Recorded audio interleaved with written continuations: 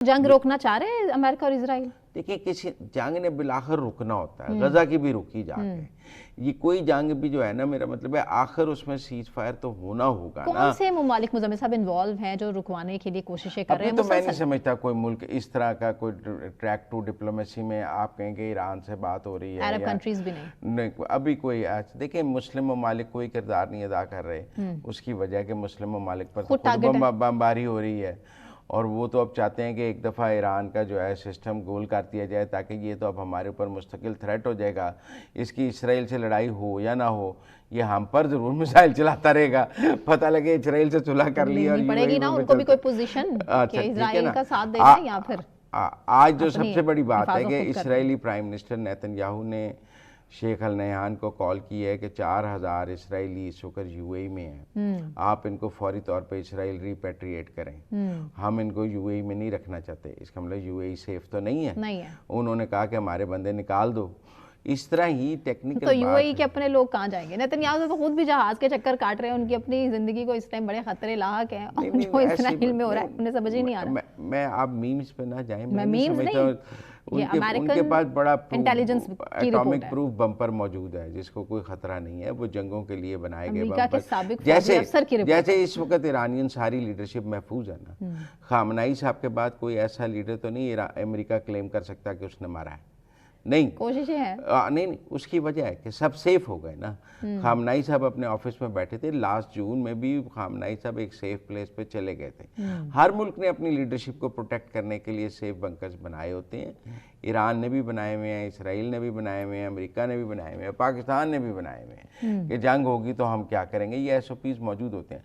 मतलब आज मुश्तबा खामनाई सेफ है ना, आज लारीजानी सेफ है ना, आज पासदारान इनकलाब के कमांडर सेफ है ना। अब तो नहीं वो कह रहे कि हमने पासदारान इनकलाब के कमांडर को मार दिया। आज सारे सेफ हैं। इसका मतलब ईरान ने कोई ऐसी तैयारी तो की कि जिसमें सब सेफ हैं, और अब वो ईरानियन अब पेजिशकियान सेफ है ना। अब वो तो ईरानियन प्रेसिडेंट को हिट नहीं कर पा रहे हैं।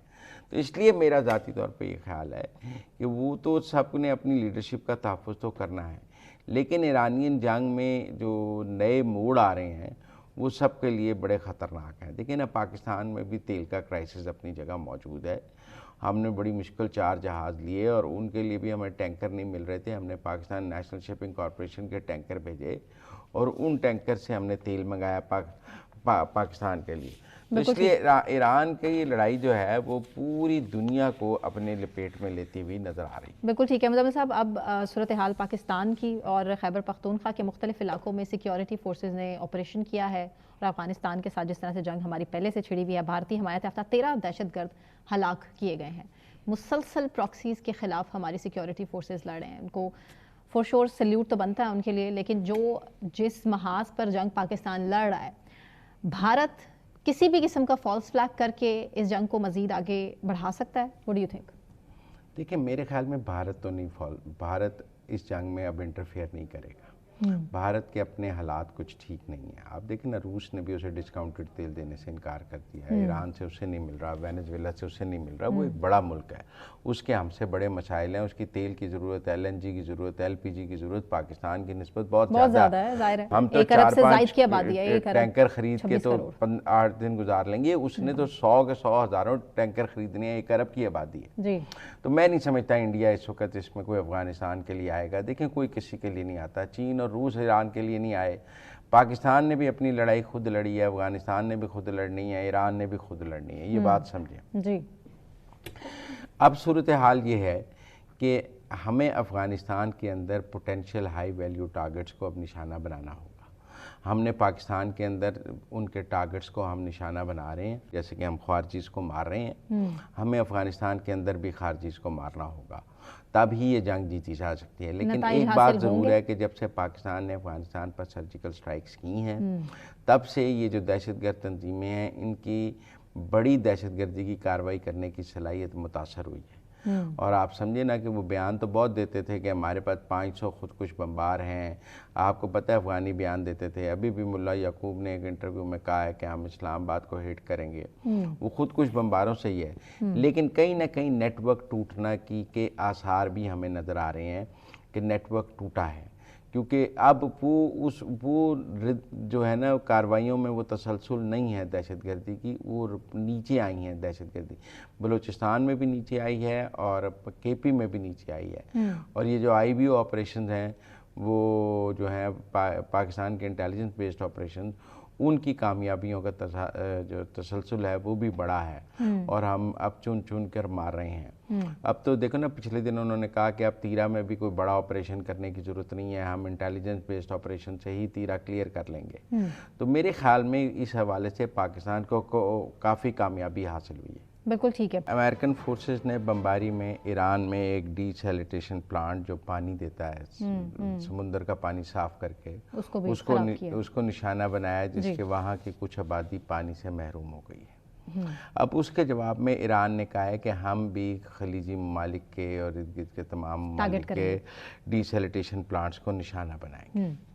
اچھا، اب تیل کی تنصیبات تو اپنی جگہ ہیں کہ تیل اب نائے ہرمز بند ہے تو تیل مہنگا ہو گیا ہے، اور جب جنگ بند ہوگی اب نائے ہرمز کھل جائے گا۔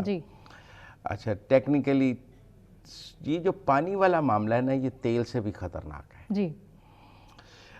عمان جو ہے وہ 86% پانی اپنا سمندر سے یہ ڈی سیلیٹیشن پلانٹ سے حاصل کرتا ہے۔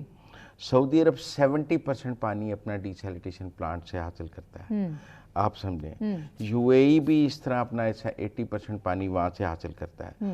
یہ جتنے خلیجی ممالک ہیں یہ پانی کے لیے بھی سمندر کو پہ ریلائی کرتے ہیں کہ ان کے ڈی سیلیٹیشن پلانٹس ہیں جو پانی صاف کر کے ان کی آبادی کو دیتے ہیں، چونکہ نہ وہاں دریا ہیں، نہ وہاں بارش ہوتی ہے، نہ وہاں پانی کا کوئی اور ذریعہ ہے، نہ جھیلیں ہیں، نہ کچھ ہے۔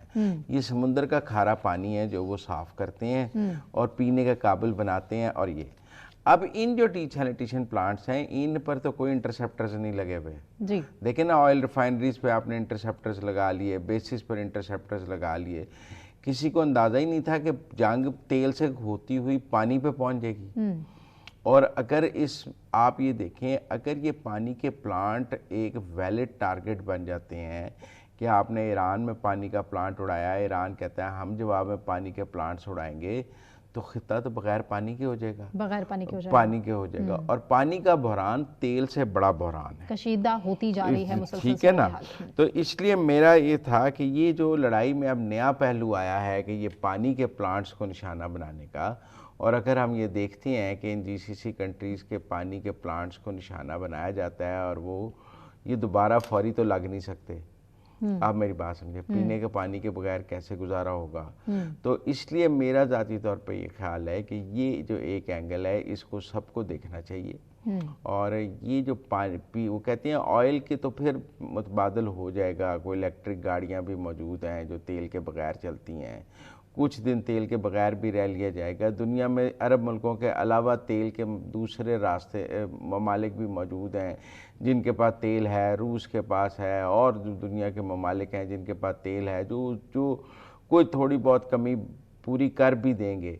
پانی کہاں سے آئے گا؟